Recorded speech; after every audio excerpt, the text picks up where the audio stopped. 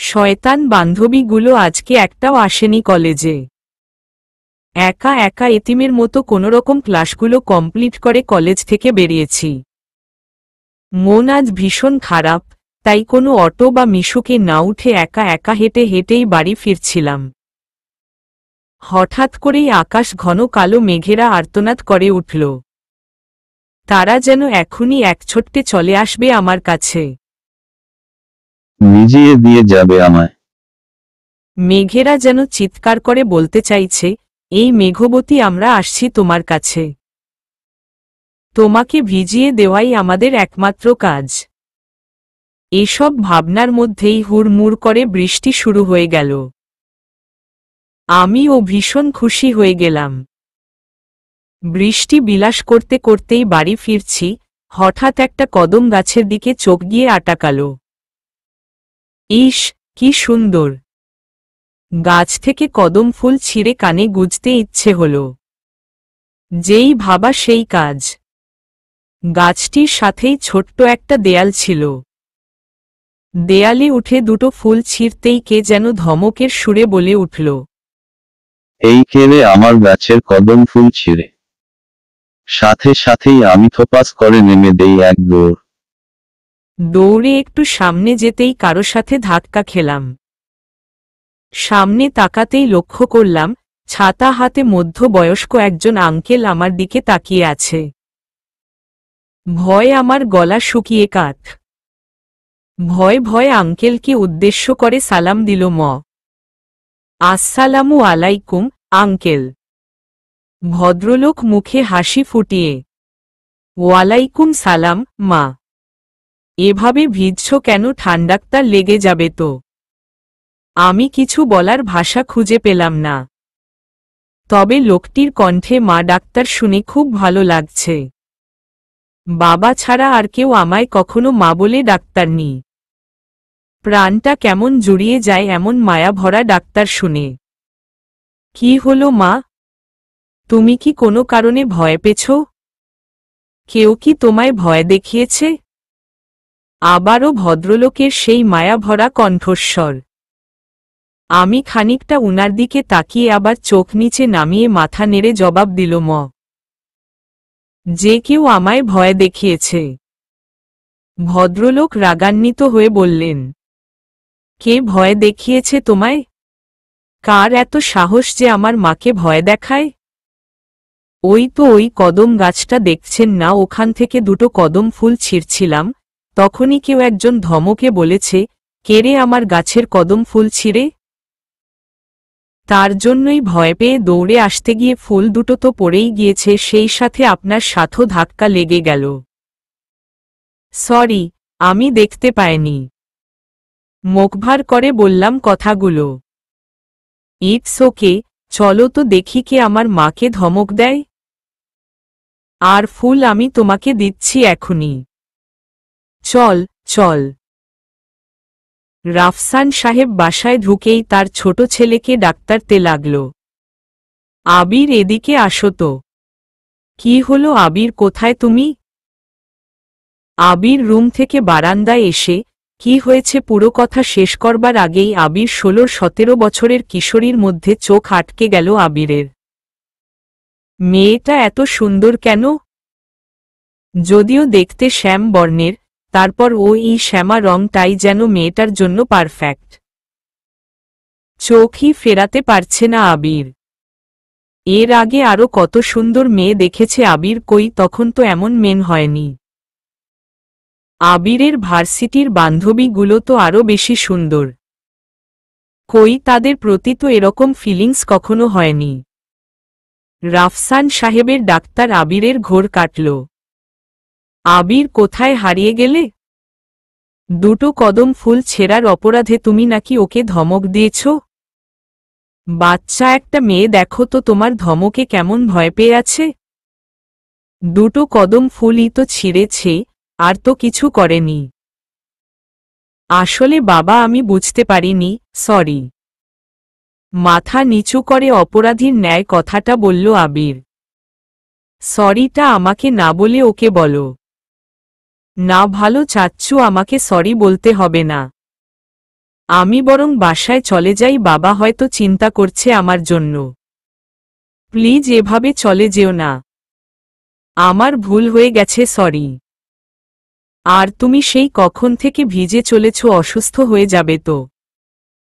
এই বলে আবির ঘর থেকে একটা ছাতা এনে দিল আর একগুচ্ছ কদম ফুল ছিঁড়ে এনে দিয়ে বলল, এই নাও তোমার কদম ফুল। এতগুলো কদম পেয়ে নিমিষেই আমার মন ভালো হয়ে গেল। তাই খুশি হয়ে তার থেকে কদম গুচ্ছ নিয়ে নিলাম। রাফসান সাহেব অতি নরম কণ্ঠে বললেন, আবির, আমার মাটাকে একটা রিকশা ডেকে দেও তো।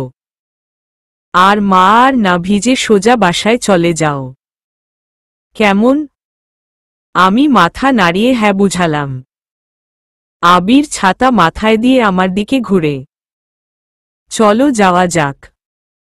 হুম, আসসালামু আলাইকুম। ভালো চাচ্চু, ভালো থাকবেন, আসছি। ওয়ালাইকুম আসসালাম মা, তুমিও ভালো থেকো। আবির ভাইয়া আর আমি অনেকক্ষণ দাঁড়িয়ে থেকেও রিকশা পেলাম না। তাই একটু হেঁটে সামনে যেতেই একটা রিকশা পেয়ে গেলাম। আমির রিকশায় উঠে ছাতাটা বন্ধ করে এগিয়ে দিয়ে বললাম, ভাইয়া ছাতাটা নিয়ে যান। এ কি, ছাতা বন্ধ করলে কেন? তোমার ভালো চাচ্চু এটা তোমায় দিয়েছে, তুমি না হয় পড়ে কখনো ছাতাটা তোমার ভালো চাচ্চুকেই ফিরিয়ে দিও। আর শুনো, সাবধানে যাবা, কেমন? ভাইয়া আপনি খুব সুন্দর। তবে এইটুকু বলেই মাথা নিচু করে নিলাম। আবির মিষ্টি হেসে, তুমিও খুব সুন্দর, খুব খুব সুন্দর তোমার বাচ্চামিগুলো। আর তখন ধমক দেওয়ার জন্য সরি। তুমি জানো কতটা মিষ্টি তুমি। আর মিষ্টি মেয়েদের মন খারাপ করতে নেই। আচ্ছা, তোমার নামটাই তো জানা হলো না। নাম কি তোমার? আমি মিষ্ট হেসে জবাব দিল, তিথি রহমান নাম। বাহ, খুব মিষ্টি নাম। ভালো থেকো। জি, আপনিও ভালো থাকবেন। আবির রিকশার ভাড়া মিটিয়ে ওখানেই দাঁড়িয়ে রইল যতক্ষণ তিথিকে দেখা যায়। রিকশা চোখের আড়াল হতেই আবির চলে আসে। বাসায় গিয়ে ভেজা কাপড়চোপড় চেঞ্জ করে লম্বা এক ঘুম দিল। ভাইয়ার চেঁচামেচিতে ঘুম ভাঙল। ধরফরিয়ে উঠে বসতেই ভাইয়া এক হাতে আমার মুখ দুই পাশ ধরে মুখে ভাত পুড়ে দিল। কি হলো এটা কিছুই বুঝে উঠতে পারলাম সেকেন্ড দুই ভেবে বুঝতে পেরে মুখের খাবারটুকু কোনো রকম গিলে। এটা কি হলো ভাইয়া, আমি ঘুমুচ্ছিলাম তো। তুমি আমার এত সাধের ঘুমটা নষ্ট করে দিল কেন? ভাইয়া ধমক দিয়ে, কানের নিচে দুইটা খেতে না চাইলে চুপচাপ খা। নিমিষেই মনটা আবারও খারাপ হয়ে গেল। কি করলাম আমি যে ভাইয়া আমায় শুধু শুধু বকল। কথাই বলবো না আর। ভাইয়া খাইয়ে দিয়ে পানির গ্লাস সামনে ধরে বলল, নে পানি খা। আমি ভদ্রভাবে পানিটুকু খেয়ে মুখটা অন্যদিকে ঘুরিয়ে নিলাম। ভাইয়া আমার সামনে এসে আমার গালে হাত দিয়ে, কি বুড়িটার কি অভিমান হয়েছে ভাইয়ার উপর? আমি কথা বললাম না।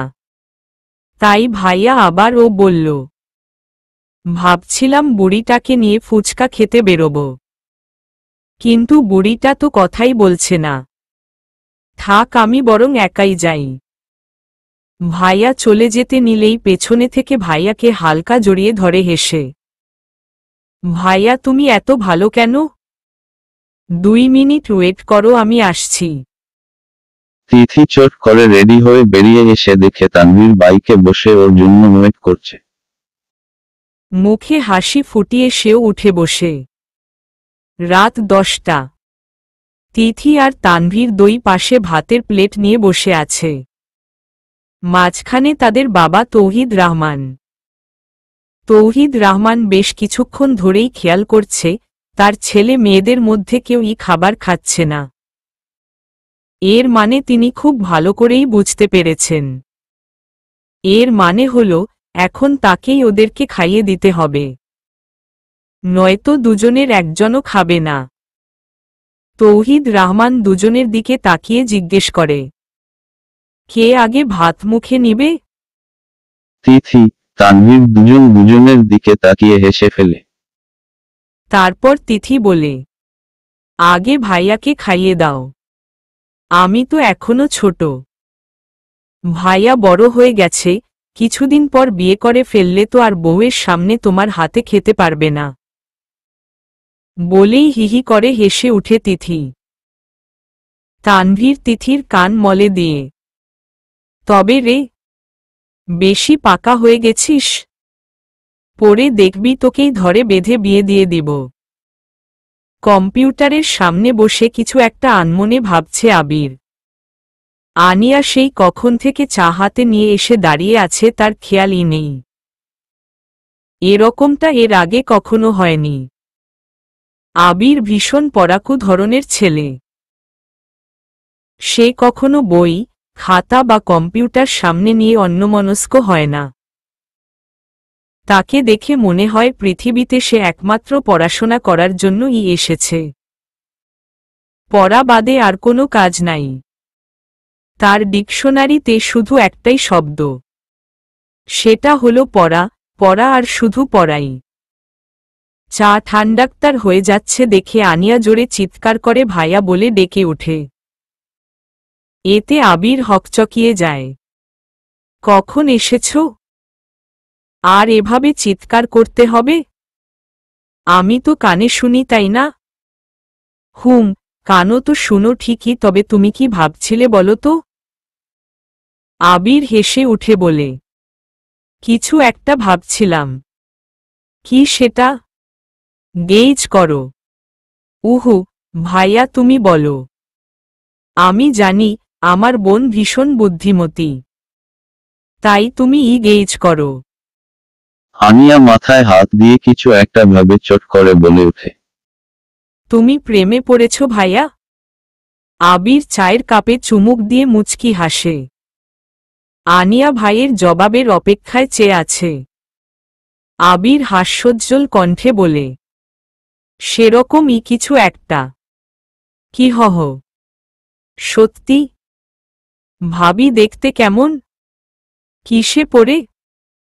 তোমার সাথে পরিচয় কিভাবে?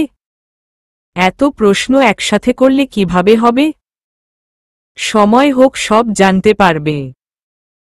আচ্ছা, আমি গিয়ে মাকে জানিয়ে আসছি এখনই।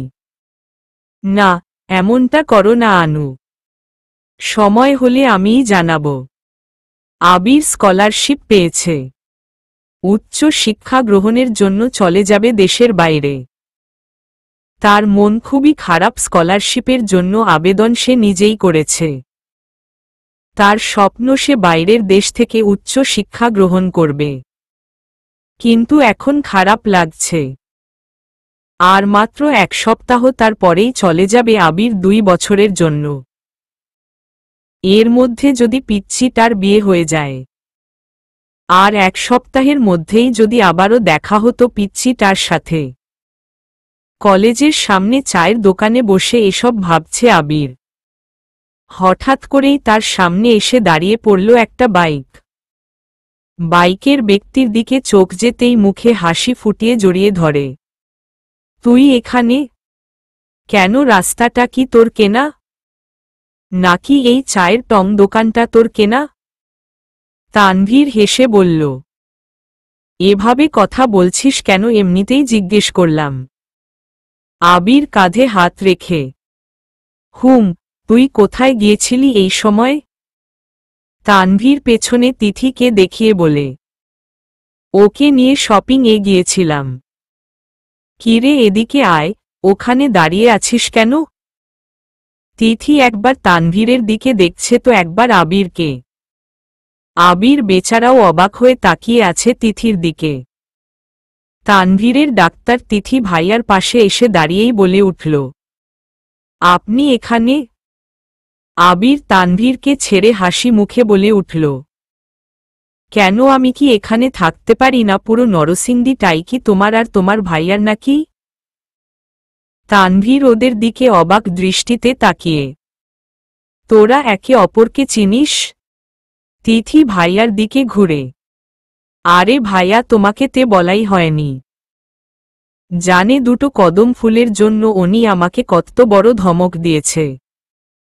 তারপর তিথি সেদিনের ঘটনা সবটা খুলে বলল তানভীরকে। তানভীর সব শুনে আবিরকে একটু দূরে নিয়ে গিয়ে কানের কাছে মুখ নিয়ে ফিসফিস হয়। ওই শালা, তুই ওইদিন যে মেয়ের কথা বলেছিস ওটা কোনোভাবেই তিথি নয় তো? আবির মাথা চুলকে। শালা তো তুই হবি আমার। তিনি ওই মেয়েটা। কিন্তু আমি কি জানতাম নাকি ও তোর বোন? দেখ, তুই রাগ করিস না প্লিজ। তানভীর আবারও জিজ্ঞেস করল, তিথির জন্যই তুই বাইরের কোনো দেশে যেতে চাইছিস না? রে, ভালোবেসে ফেলেছি ওকে। আমি চলে গেলে যদি ওর বিয়ে হয়ে যায়। আর এখন তো ও জানেই না। তুই প্লিজ মেনে নে। তুই চাইলে এখনই আমার সাথে বন্ধুত্ব নষ্ট করে দিতে পারিস, কিন্তু আমি পারব তোকে ছাড়া থাকতে। আর না পারব তোর বোনকে ছেড়ে দিতে। প্লিজ এমন কিছু করিস না। বলে আবির তানভীরের পায়ের কাছে বসে পড়ল। তানভীর ওর সামনে বসে ওর হাত ধরে। পাগল হয়ে গিয়েছিস? কি করছিস এসব? আবির চুপ। তানভীর হেসে বলল, আমি মেনে নিতে পারি, কিন্তু শর্ত আছে। আবির উঠে জিজ্ঞাসু দৃষ্টি নিয়ে। কি শর্ত? তানভীর উঠে। প্রথমত, তুই বাইরে থেকে পড়াশোনা শেষ করে দেশে ফিরে তারপর তিথিকে তোর ভালোবাসার কথা জানাবি। দ্বিতীয়ত, তিথি কষ্ট পায় এমন কোনো পরিস্থিতি যেন কখনো তৈরি না হয় সেটার খেয়াল রাখবি। আর কিছুই চাই না। আবির খুশি হয়ে তানভীরকে জড়িয়ে ধরে। সব শর্ত মানতে রাজি আছি দোস্ত। তিথি এতক্ষণ দূরে দাঁড়িয়ে সবটা দেখছে, কিছুই শুনতে পাচ্ছে না। এবার ওর বিরক্ত লাগছে। তাই ওদের কাছে এসে ঝাঝালো গলায়, ভাইয়া, বন্ধুকে পেয়ে নিজের বোনকেই ভুলে গেলে? থাকো তোমরা, চললাম আমি। বলেই তিথি সামনের দিকে হাঁটা শুরু করতেই পায়ে পা বেজে হোঁচট খেয়ে পড়ে যেতে নিলে দুজন যুবক শক্ত হাতে আগলে নিল। তিথি দুজনের দিকে তাকিয়েই যাচ্ছে বারবার। তানভীর বুঝতে পারল আবির আর যাই হোক ওর বোনকে কখনো কষ্ট দিবে না। হঠাৎ করেই তানভীরের ফোনটা বেজে উঠল। Unknown number. তানভীর রিসিভ করে হ্যালো বলতেই যা শুনল তার জন্য মেটেও তানভীর প্রস্তুত ছিল না।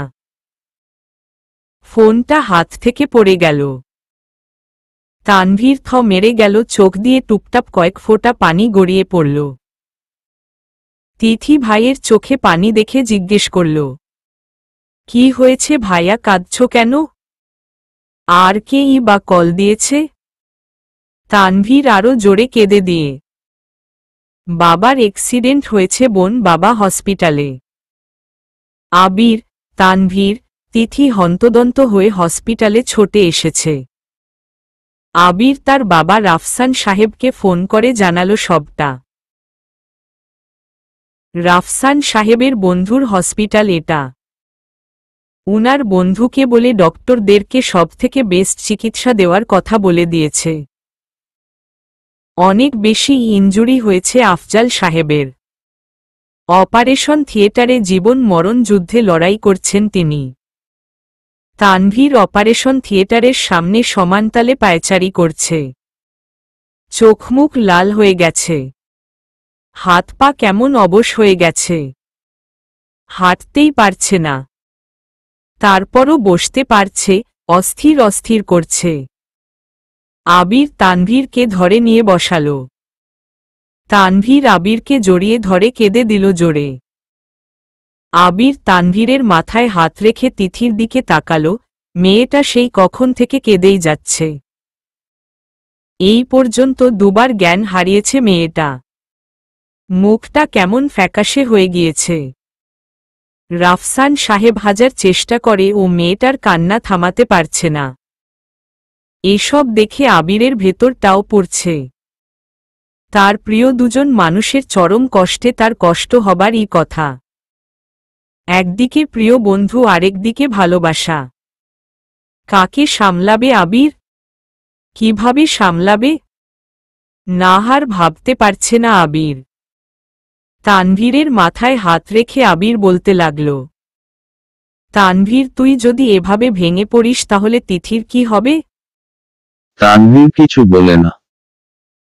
চুপচাপ চোখের পানি ফেলে যাচ্ছে। আবির আবারও বলে ওঠে, প্লিজ আর কাঁদিস না। এখন সবাই মিলে আল্লাহর কাছে দোয়া করা ছাড়া আমাদের হাতে আর কিছু করার নেই। তানভীর ঘুরে কিছু বলতে যাবে তার আগেই তিথি টলে পড়ল রাফসান সাহেবের কোলে। তানভীর কিছু না বলে বোনকে গিয়ে কোলে তুলে নিল। আবির গিয়ে তিথির জন্য আরেকটা সিট বুকিং করে তিথিকে হসপিটালাইজড করল। ডক্টর জানালেন ভয়ের কিছু নেই, সারাদিন কিছু না খাওয়ায় শরীর দুর্বল হয়ে পড়েছে। আর দুর্বলতার কারণেই এমনটা হয়েছে। স্যালাইন দিলই ঠিক হয়ে যাবে। তিথির ক্যাবিন থেকে বেরুতেই অপারেশন থিয়েটার থেকে ডক্টর বের হলেন। তানভীর আবির দুজনেই ডক্টরের সামনে গিয়ে জিজ্ঞাসু দৃষ্টিতে তাকিয়ে আছে। ডক্টর মাথা নিচু করে নিলেন। তানভীর ভয় কিছু বলতে পারছে না। আবির জিজ্ঞেস করল, কি হয়েছে ডক্টর? চুপ করে আছেন কেন? ডক্টর করুণ সুরে উত্তর দিল, আমরা অনেক চেষ্টা করেছি, কিন্তু আমরা দুঃখিত। উনার শরীরে প্রতিটি হাড় অনেক খারাপভাবে ভেঙে গিয়েছে। আর অনেক ব্লিডিং হচ্ছিল উনার শরীর থেকে। আমরা কিছুতেই থামাতে পারছিলাম না। অবশেষে থামল, তবে উনাকে বাঁচাতে পারিনি আমরা। তানভীর রেগে ডক্টরের কলার ধরল।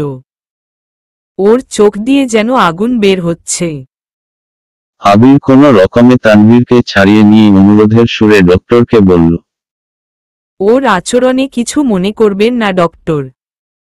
ডক্টর দুঃখিত কণ্ঠে, না, আমি কিছু মনে করিনি।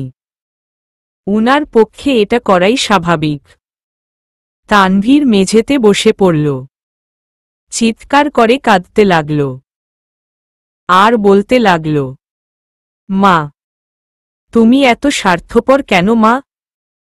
ছোটবেলায় আমাকে আর তিথিকে একলা করে চলে গেলে। কতটুকুই বা বয়স ছিল আমার? মাত্র 5 বছর বয়স। আমার জন্য তোমার খারাপ নাই লাগল। কিন্তু তিথি, ও তো তোমার আদর যত্ন কিছুই পায়নি। ও পৃথিবীতে আসার সাথে সাথেই তুমি চলে গেলে। ওর তো অধিকার ছিল তোমাকে মা বলে ডাক্তার তোমার হাতে গোসল করার, খাবার খাওয়ার। বাবা যে কিনা এতটা বছর আমাদের আগলে রেখেছে, কখনো তোমার অভাব বুঝতে দেয়নি, নিজেই রান্না করে আমাদের খাইয়েছ। মা, আমি আর তিথি তো নিজের হাতে খেতেও পারি না। বাবা একা হাতে এতটা বছর অফিস যেমন সামলেছে তেমনি আমাকে তিথিকে সামলেছে। সেই বাবাও আজ তোমার কাছেই চলে গেল। ও মা, বলো না বাবাকে থেকে যেতে। জানো মা, তিথি বোনটা আমার এখনো অজ্ঞান হয়ে আছে। কিভাবে সামলাবো আমি ওকে? তানভীর নিজেও জানে না ও কি বলছে। হসপিটালের অনেক মানুষ অসহায়ভাবে তাকিয়ে আছে তানভীরের দিকে। আবির ওর সামনে বসে ওকে টেনে ওঠাল। তানভীর, পাগলামি করিস না, তিথির জন্য আমরা সবাই আছি। তুই নিজেকে সামলা, নয়তো তিথি কেউ সামলানো যাবে না।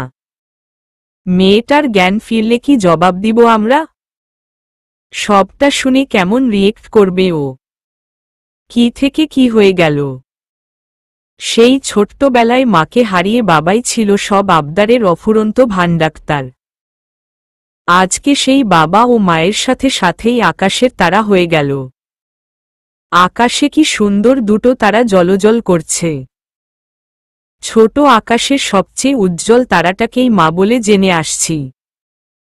বাবা আর ভাইয়াকে যখনই মায়ের কথা জিজ্ঞেস করেছি তারা বলেছে ওই উজ্জ্বল তারকাটাই আমার মা। আজ সেখানে দুটো তারকা, তার মানে বাবা ও তারা হয়ে গেছে। হাসপাতাল থেকে ফিরে বাবার কবরে গিয়ে দুই ভাইবোন মিলে জিয়ারত করেছি। সারাদিন কিছুটি মুখে দেইনি। শরীরটা টলছে, মনে হচ্ছে এখনই পড়ে যাব। ঠিক তখনই খুব আদুরে হাতে ধরে নিল। হাতটা আমার চেনা, সেই ছোট থেকে এই হাত দুটো আমাকে আগলে রেখেছে। ভাইয়ার বুকে ঝাঁপিয়ে পড়ে কাঁদতে লাগলাম। ভাইয়া ও কাঁদছে। আবির তার প্রেয়সীর এত কষ্ট মেনে নিতে পারছে না, আবার প্রিয় বন্ধুর কষ্টগুলো সহ্য করতে পারছে না আবির। তানভীরের পিঠে হেলান দিয়ে, তানভীর তুই অন্তত শক্ত কর নিজেকে। কিছুদিন পর তিথির ইয়ার চেঞ্জ পরীক্ষা। এখন তুই এভাবে ভেঙে পড়লে তিথিকে সামলাবে বল? চল নিচে, মা এসেছে, তোদের জন্য খাবার নিয়ে এসেছে, অনেক রাত হয়েছে, খেয়ে নিবি চল। তানভীর নিজের চোখ মুছে খুব যত্নে বোনকে নামিয়ে নিয়ে আসলো। আবির তার মাকে উদ্দেশ্য করে, মা ওদের খেতে দাও। কিছুই খায়নি ওরা সারাদিন। রাহেলা বেগম প্লেটে ভাত মেখে, আয় তোরা, আমি খাইয়ে দিচ্ছি। প্রথমে তিথির সামনে ভাতের লোকমা তুলে ধরলেন। তিথি চোখের পানি মুছে খাবারটুকু মুখে নিলেন। রাহেলা বেগম আদুরে কণ্ঠে, ভাত খাওয়ার সময় কান্না করলে আল্লাহ অসন্তুষ্ট হয়, মা খেয়ে নে। আর কখনো নিজেকে একা মনে করবি না, আমরা আছি তো। তোদের পাশে যখন যা লাগবে আমাদের বলবি। ঘুরতে যেতে ইচ্ছে করলে আবিরকে বলবি। আর আবির শোন, কালকে ওদেরকে নিয়েও কোথাও ঘুরে আসিস, এমনিতেই আর কিছু দিন পর চলে যাবি, তোর ও ভালো লাগবে। রাহেলা বেগম একে একে তিথি, তানভীর আর আবিরকে খাইয়ে দিয়ে বাসায় চলে গেলেন। আবির এখানেই থাকবে এ কদিন। তিনজনই আলাদা আলাদা রুমে শুয়ে শুয়ে ছটফট করছে, কারো চোখেই ঘুম নেই। তিথি তানভীরের রুমের সামনে এসেই ডেকে উঠল, ভাইয়া জেগে আছো? তানভীর দরজা খুলে দিয়ে, কি হলো, এখনো জেগে আছিস? পেট ব্যথা করছে? মাথা ব্যথা করছে? আমি মাথা নেড়ে না বুঝালাম, ছাদে চলো, মা বাবার তারাকে দেখব। ওকে চল। আবিরের ঘুম আসছিল না, তাই রুম বের হতেই তানভীর আর তিথিকে দেখতে পেল। আরে তোরা এত রাতে ঘুমুসনি কেন? তানভীর জবাব দিল, তিথিকে নিয়ে ছাদে যাচ্ছি, ওর নাকি ঘুম আসছে না। আবির মুখ প্রশস্ত করে জবাব দিল, চল আমিও যাব, একা একা বোর লাগছে। ওরা তিনজন মিলে ছাদে উঠে। তিথি ভাইয়ের হাত ধরে বড় তারকা দুটোর দিকে নীরবে তাকিয়ে থাকে। আর আবির একটু দূরে দাঁড়িয়ে চাঁদের আবছা আলোয় প্রেয়সীকে দেখে চলে। একটানা 5 দিন কলেজে আসতে পারিনি, সামনে ইয়ার চেঞ্জ পরীক্ষা, তাই আজকে ভাইয়া কলেজে নিয়ে এসেছে। কলেজে আমার তেমন ভালো লাগে না, কারণ আমার মাত্র দুটো বন্ধু সাদিয়া আর মিথি, এই দুটো কলেজে আসেনি। কলেজ শেষ করে ভাইয়ার জন্য দাঁড়িয়ে আছি, তখনই আবির ভাইয়া এসে হাজির। আরে পিচ্ছি যে, কলেজ ছুটি, চলো বাসায় পৌঁছে দিই। আমি কপাল কুঁচকে উত্তর দিল, কিন্তু ভাইয়া তো বলেছে ভাইয়া আসবে আমাকে বাসায় নিয়ে যেতে। আর লাঞ্চের সময় ও হয়ে এসেছে, ভাইয়া এখনই এসে পড়বে। আবির আমার ঠিক সামনে দাঁড়িয়ে। তিথি তানভীর হয়তো ব্যস্ত আছে, অফিসে নতুন জয়েন করেছে কিনা, তা না হলে এতক্ষণে এসে যেত। তুমি বরং আমাদের বাসায় চলো, দুপুরের খাবার খেয়ে না হয় বাসায় চলে যাবে। আমি মুখ গোমরা করে, কিন্তু ভাইয়া যে খায়নি এখনো। ওকে আমি তানভীরকে কল করে বলে দিচ্ছি খেয়ে নিতে, কেমন? এই বলে আবির তানভীরকে কল দিল। কল বেজে বেজে কেটে গেল।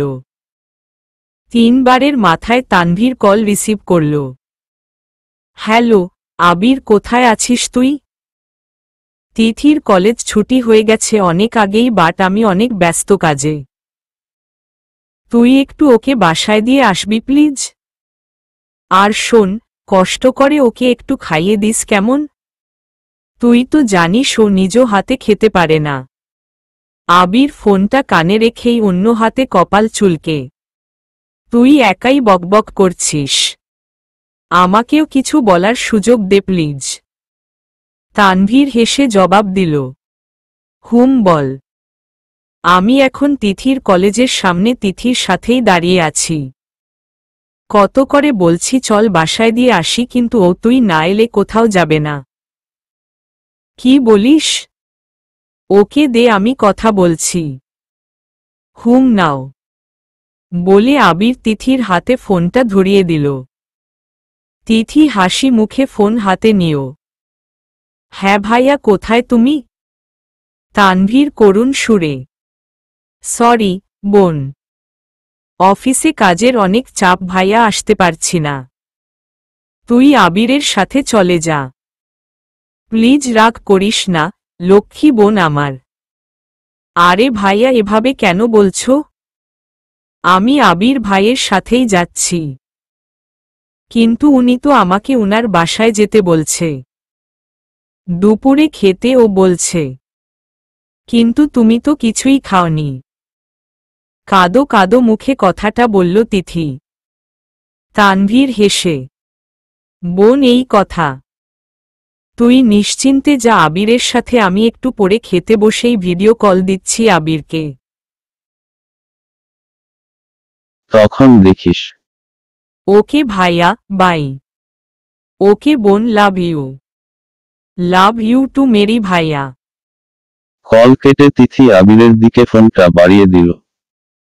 আবির ফোন হাতে নিয়ে পকেটে পুরে, সব ভালোবাসা ভাইয়াকে দিয়ে দিচ্ছ জান পাখি, আমার জন্য ও একটু জমিয়ে রাখো। মনে মনে। তিথি কপাল কুঁচকে, ওই আপনি ফিসফিসিয়ে কি বলছেন? কিছু না, চলো না, আগে আপনি বলবেন ফিসফিস করে কি বলছিলেন, তারপর যাব। উফ, তুমিও না। বিকেলে তোমাকে আইসক্রিম খাওয়াবো সেটাই বলছিলাম আর কি। মনে মনে ডাক্তার মিথ্যা কত। তিথি খুশি হয়ে, এই কথা। এটা ফিসফিস করে বলতে হয়? আমি এমনিতেই রাজি হয়ে যেতাম। আইসক্রিম আমি অনেক পছন্দ করি। চলো এবার, আমার অনেক খিদে পেয়েছে। আবির পেটে হাত দিয়ে, চলুন। আবির আর তিথি একসাথে আবিরের বাসায় আসল। রাফসান সাহেব তিথিকে পেয়ে অনেক খুশি, আর রাহেলা বেগম ও ভীষণ খুশি। তিনি তিথি আর আবিরকে একসাথে খাইয়ে দিল।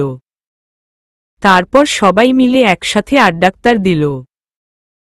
বিকেলে আবির ওর কদম গাছ থেকে একগুচ্ছ কদম ফুল নিয়ে তিথিকে দিল। তিথি খুশি হয়ে গেল। এরপর তারা তিথির বাড়ির উদ্দেশ্যে বেরিয়ে পড়ল।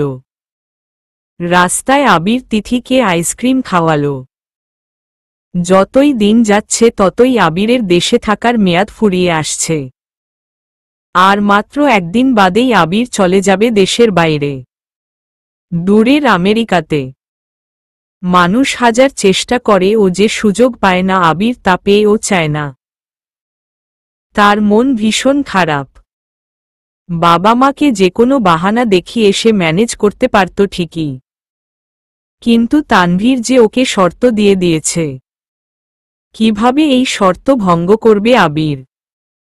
এসব ভাবতে ভাবতে নিজের অজান্তেই চোখ বেয়ে 2 ফোঁটা জল গড়িয়ে পড়ল। কোনো মিষ্টি কণ্ঠ শুনে আবিরের ধ্যান ভাঙল। তিথি হাসতে হাসতে আবিরের রুমে ঢুকে, আবির ভাইয়া, তুমি নাকি কাল আমেরিকা চলে যাচ্ছ? সেখানে গিয়ে তো আমাদের ভুলেই যাবে। আজকে শেষবারের মতো আমাকে একটু ঘুরতে নিয়ে যাবে প্লিজ। সারা জীবন শুধু ঘুরতে নয়, তোমার সব ইচ্ছে পূরণ আমিই করব তিথি। তোমার সব রকম বিপদে তোমাকে আগলে রাখব। আবির মনে মনে বলল, তিথির সামনে মুখে মলিন হাসি ফুটিয়ে। এভাবে কেন বলছো তিথি? আমি তোমাকে, তানভীরকে, বাবা মা সবাইকে অনেক মিস করব। ইভেন আমার যেতেই ইচ্ছে করছে না। বলেই আবির গাল ফুলিয়ে অন্যদিকে মুখ ঘুরাল। তিথি আবিরের সামনে গিয়ে মন খারাপ করে। আবির ভাইয়া, আমি আপনাকে একটু জড়িয়ে ধরতে পারি প্লিজ? না মানে আমার খুব কান্না পাচ্ছে। ভাইয়া তো নেই যে জড়িয়ে ধরে কাঁদব, তাই আপনাকে জড়িয়ে ধরে একটু কাঁদি প্লিজ। আবির কিছু না বলে হাত দুটো প্রশস্ত করে দিল। তিথি আবিরের বুকে ঝাঁপিয়ে পড়ে কেঁদে দিল। আবির ও হালকা জড়িয়ে ধরল। আবির মনেমনে, তুমি কবে বড় হবে পিচ্ছি? এই বুকটা অলওয়েজ তোমারই। তুমি ক্লান্ত হয়ে এ বুকে ঘুমাবে, অভিমানে এ বুকে মুখ লুকিয়ে কাঁদবে, আবার লজ্জা পেয়ে ও এখানে মুখ লুকাবে। আমি পরম যত্নে তোমায় এখানে আগলে রাখব। কখনো কোনো কষ্ট পেতে দিব না। পরম আদরে সব কষ্ট ভুলিয়ে দিব। এদিকে তিথি কেঁদেই যাচ্ছে। আবিরের ভেতরটাও পড়ছে। আর সহ্য করতে পারছে না আবির। ওই পিচ্ছি, আর কাঁদে না প্লিজ, কষ্ট হচ্ছে আমার। তিথি কিছু না বলে ফুপিয়ে কেঁদেই যাচ্ছে। তিথি, আর কেঁদো না। আইসক্রিম খাওয়াবো না কিন্তু কাঁদলে। খাবো না আইসক্রিম, ফুপিয়ে বলল তিথি। আবির তিথির মুখের সামনে মুখ নিয়ে, কেন? আপনি আমাকে ছেড়ে চলে যাবেন তাই? ঠোঁট ফুলিয়ে বলল তিথি। আবির তিথিকে শক্ত করে জড়িয়ে ধরে, কখনো না, তোমাকে ছাড়া আমি বাঁচব কি করে? তুমি যে আমার উড়ো প্রেম। মনে মনে, মুখে বলল, তিথি তোমার কি মনে হয় আমি তোমাকে ভুলে যাব? না, তবে এখন থেকে আমাকে কে আইসক্রিম খেতে নিয়ে যাবে? কে ঘুরতে নিয়ে যাবে? ভাইয়া আর আপনি ছাড়া আমি যে মরে যাব। কথাটা বলতে দেরি তো আবিরের তিথির মুখে আঙুল ধরতে দেরি হলো না। এমন কথা বলে না তিথি। চোখের পানি মুছে চলো আইসক্রিম খেতে নিয়ে যাব। আর আজকে তোমাকে অনেকগুলো শপিংও করে দিব আর ঘুরতেও নিয়ে যাব। তিথি চোখের পানি মুছে খুশি হয়ে আবিরকে বলল, আমাকে একটু উপরে তুলে ধরবেন প্লিজ। আবির কপাল কুঁচকে, কেন? ধরুন আগে। আবির কিছু না বলে কৌতূহল বশত তিথিকে একটু উঁচু করে তুলে ধরল। তিথি আকস্মিক আবিরের গালে চুমু দিয়ে নেমে গেল। আবির হতভম্ব হয়ে গালে হাত দিয়ে দাঁড়িয়ে রইল। তিথি লজ্জা পেয়ে আবিরের বুকে মুখ লুকিয়ে, আমাকে আবার খারাপ মনে করবেন না, আমি মোটেই খারাপ মেয়ে নই। আপনাকে কেন জানি একটু আদর করে দিতে ইচ্ছে করল, তাই। বুঝতে পেরেছি পিচ্ছি। এবার চলো। আবির তিথি পাশাপাশি হাঁটছে। তিথি অনেক দুষ্টুমি করছে। আবির সব হজম করছে। মাঝে মধ্যে তিথির পায়ে ইট ভাঙা বা কিছু পড়লে আবির তিথিকে সাবধান করছে। আবির মনেমনে ভাবছে, তুমিও হয়তো ধীরে ধীরে আমাকে ভালোবাসতে শুরু করেছ, শুধু বুঝতে পারছ না। বয়সে ছোট তো, তাই বড় হলেই বুঝতে পারবে তুমি ও আমাকে ভালোবাসো। আইসক্রিম পার্লার থেকে দুজন আইসক্রিম খেয়ে রিকশা করে শপিং মলে গেল। আবির নিজের জন্য, বাবা মায়ের জন্য, তিথি আর তানভীরের জন্য অনেক শপিং করল। আবির তিথির অগোচরে তিথির জন্য একটা ব্ল্যাক কালার শাড়ি কিনল। সবশেষে দুজন মিলে ফুচকা খেল। রিকশা করে তিথির বাসার সামনে আসল। তিথি রিকশা থেকে নেমে আবিরকে বিদায় দিয়ে বাসায় চলে আসতে নিলে আবির পেছনে থেকে ডেকে ওঠে, তিথি শুনো। তিথি মুখে হাসি ফুটিয়ে, জি বলুন। দুটো শপিং ব্যাগ বাড়িয়ে দিয়ে, নাও এতে একটা শাড়ি, ম্যাচিং চুড়ি, জুতো আর কিছু কসমেটিক্স আছে। কাল সকালে 10টায় আমার ফ্লাইট। ঠিক 6:30-এর মধ্যে এগুলো পরে তুমি আর তানভীর আমাদের বাসায় থাকবে। ওকে। আর শাড়ি, চুড়ি কিন্তু আমি অনেক বেশি পছন্দ করি। Thank you so much. কিন্তু আপনি এগুলো কখন কিনলেন? আমি তো আপনার সাথেই ছিলাম, তবু কিছু জানি না। ওয়েলকাম। আর এগুলো কিনেছি তোমাকে না জানিয়ে সারপ্রাইজ বলতে পারো। বাই। এখন বাসায় গিয়ে ফ্রেশ হও। Okay bye. সকালে উঠে তিথি শাড়ি চুড়ি পরে তৈরি হয়ে তানভীরের রুমে গেল। তানভীরও রেডি হচ্ছিল। তিথি ভাইয়ার ঘরে এসে ভাইয়ার দিকে তাকিয়ে আছে। ফর্সা শরীরে কালো প্যান্ট, হোয়াইট শার্ট, কালো বুট, সাথে ম্যাচিং করে কালো ঘড়ি, এক কথায় অসাধারণ লাগছে। মুখের খোঁচা খোঁচা দাড়িগুলো যেন দ্বিগুণ করে দিয়েছে তানভীরের সৌন্দর্য। চুলগুলো জেল দিয়ে স্পাইক করা। তানভীর তিথির সামনে এসে, আরে বোন, কখন আসলি? তোকে কিন্তু অনেক সুন্দর লাগছে। তোর কপালে বাচ্চাদের মতো কালো টিপ দিয়ে দিতে ইচ্ছে করছে। কালো রংটা তোকে এতটা মানাবে জানতামই না আমি। তিথি মুখ গোমড়া করে। তুমি বানিয়ে বানিয়ে কেন বলছো ভাইয়া? আমি মোটেও সুন্দর নই, তুমি কত কিউট আর ফর্সা, আর আমি কালো ভূতের মতো দেখতে।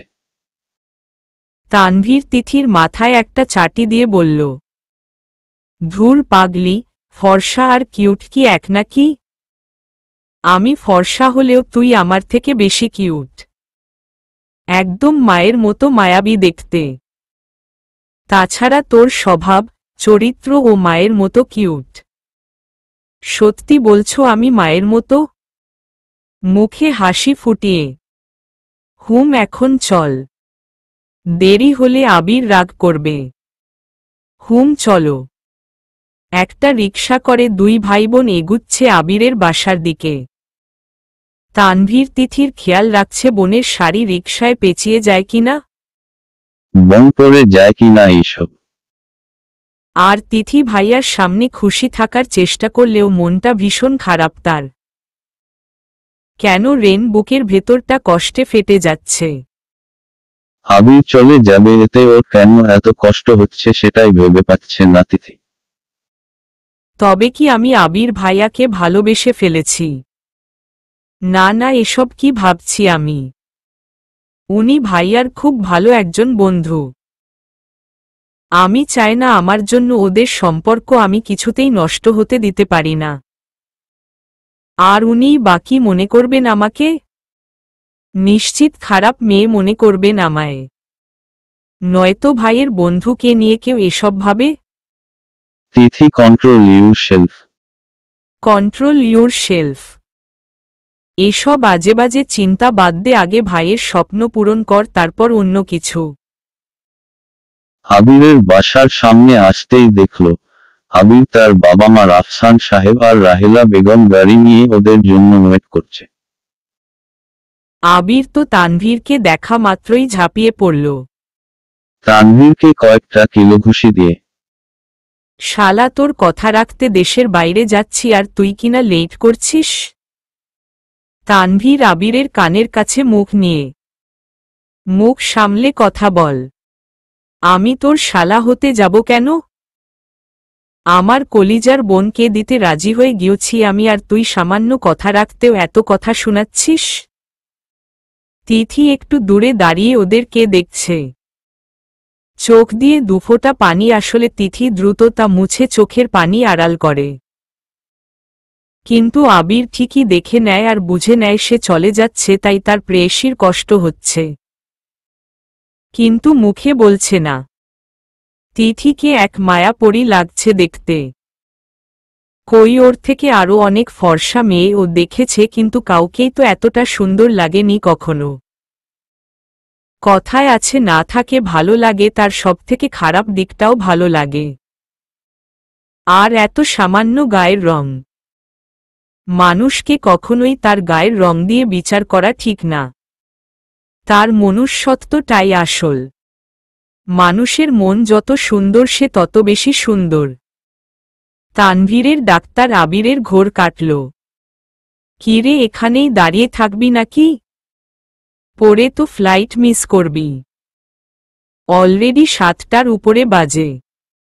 আবির মলিন হেসে, হ্যাঁ চল। সবাই গাড়িতে উঠো। রাহেলা বেগম, তোরা যা বাবা, আমি সেখানে গিয়ে নিজেকে কন্ট্রোল করতে পারবো না। আর আমি চাই না যাওয়ার সময় তুই মন খারাপ করে যাস। আবির মায়ের সামনে এসে কিন্তু মা। আবিরকে থামিয়ে দিয়ে রাহেলা বেগম বললেন, কোনো কিন্তু নয় বাপ। সাবধানে যাবি আর একদম মন খারাপ করবি না, কেমন? পৌঁছে আমাকে কল দিবি। আর ভালো করে পড়াশোনা করবি। এতটুকু বলেই উনি বাসার ভেতরে চলে গেলেন। আবিরের একটু কষ্ট হলেও তা আড়াল করে সবাইকে নিয়ে গাড়ির দিকে এগিয়ে গেল। আবির আর তানভীর একসাথে বসতে নিলে তিথি বলল, ভাইয়া তুমি আমার সাথে বসো প্লিজ।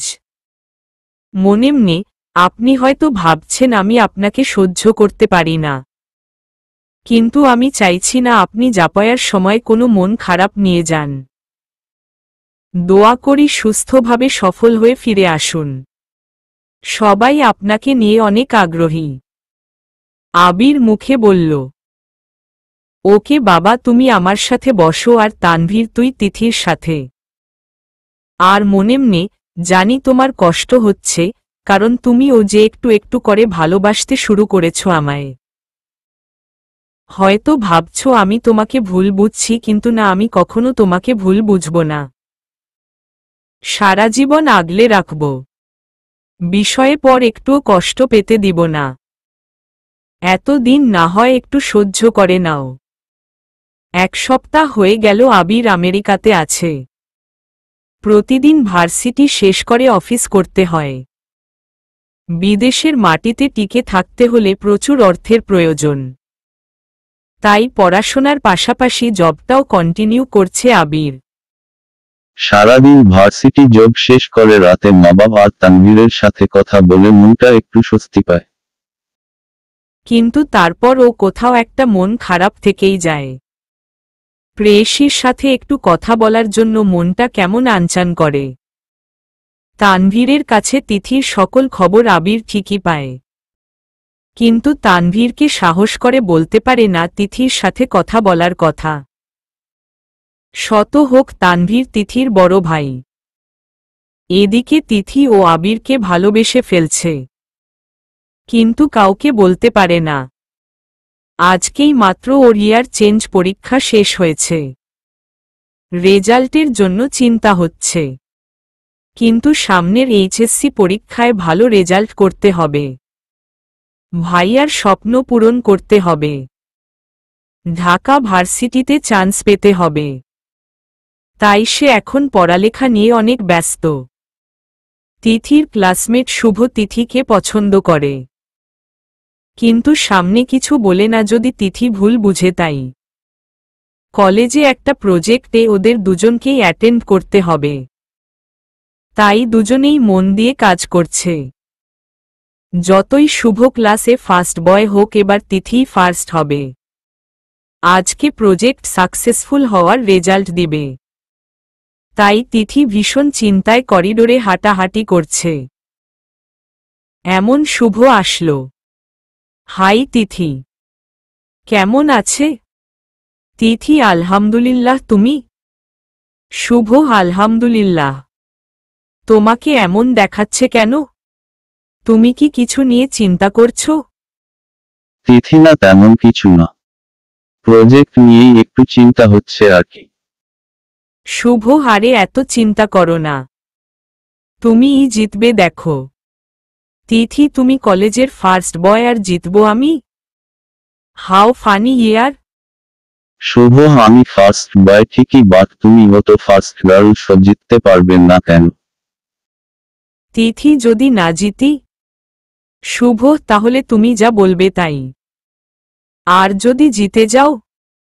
তিথি ট্রিট দিব যাও। শুভ ওকে ডাক্তার।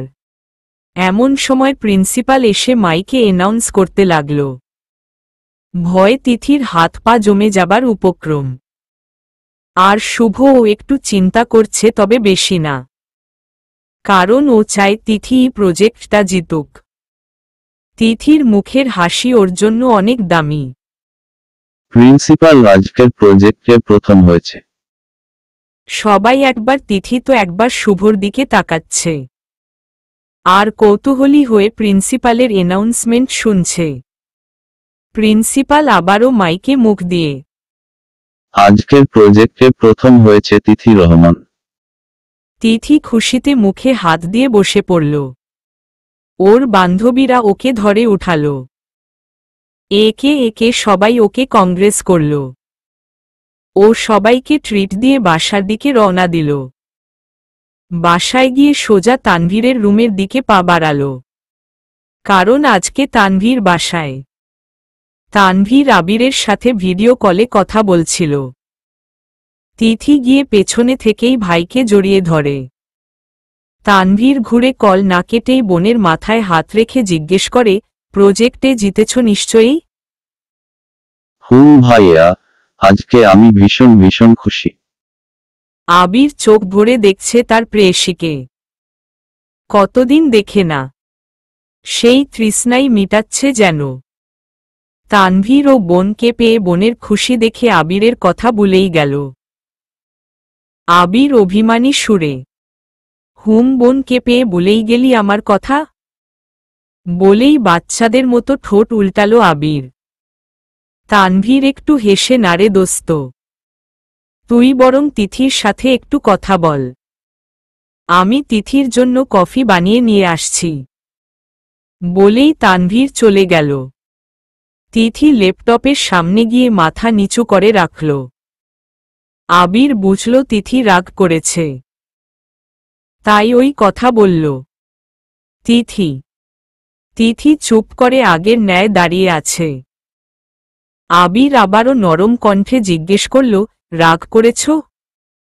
এবার তিথি মুখ খুলল, উহু।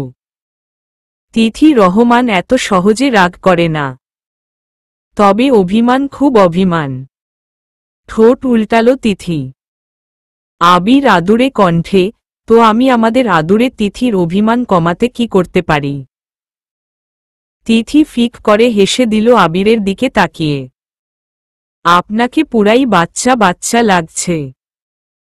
হিহিহি, এই না, আপনি তো আমার অভিমান ভাঙাননি, আমি হাসব না। এই বলে আবার ও মুখ ভার করে নিল। বলো, কি করলে অভিমান কমবে?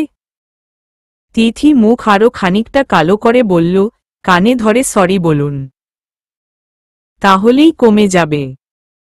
আবির সাথে সাথেই কানে ধরে বলল, সরি। তুমি বললে আমি কানে ধরে উঠবস করতে রাজি আছি। তিথি হাসি মুখে, না, উঠবস করতে হবে না, অভিমান কমে গেছে। তবে আপনি ভীষণ খারাপ। কেন, আমি আবার কি করলাম? একটু ও মিস করেন না আমাকে? ভুলেই গিয়েছেন? এভাবে বলো না তিথি, আমার অস্তিত্ব জুড়ে যার বসবাস, তাকে কি করে ভুলে যাব? মনেমনে, না তিথি, আমি তোমাকে ভুলিনি। এর মধ্যেই তানভীর চলে আসল। কিরে আবির, এতক্ষণ আমাকে দেখিয়ে দেখিয়ে কফি খেয়েছিলি না? এখন আমরা দুই ভাইবোন মিলে তোকে দেখিয়ে দেখিয়ে কফি খাব, তাই না রে বনু? ভাইয়া বলেই তিথি তানভীরের হাত থেকে কফির কাপটা হাতে নিল। চলবে।